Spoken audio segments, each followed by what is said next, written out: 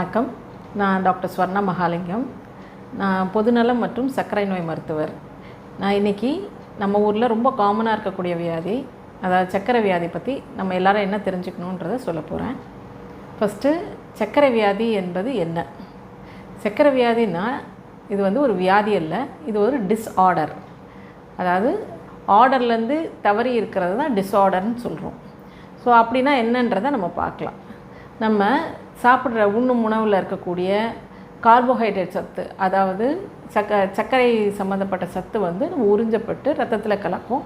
ரத்தத்தில் அது கலந்ததுக்கப்புறம் அங்கேருந்து நம்ம எல்லா உறுப்புகளுக்கும் எடுத்து செல்லப்படும். மெயினாக கல்லீரல், தசைநார்கள் மற்றும் கொழுப்பு சத்துக்கள் சேரக்கூடிய டிஷ்யூ அங்கே எடுத்து செல்லப்படும். மற்ற எல்லா அணுக்களுக்கும், பிரெயின் செல்ஸ், எல்லா செல்லுங்களுக்கும் அது சர்க்கரை எடுத்து செல்லப்படும். அவ்வாறு எடுத்து செல்லப்படும் சர்க்கரையானது செல்லோட பயன்பாட்டுக்கு, அணுக்களோட பயன்பாட்டுக்கு வரணும்னா நமக்கு ஒரு ஹார்மோன் தேவைப்படுது. அதுதான் இன்சுலின் ஹார்மோன்.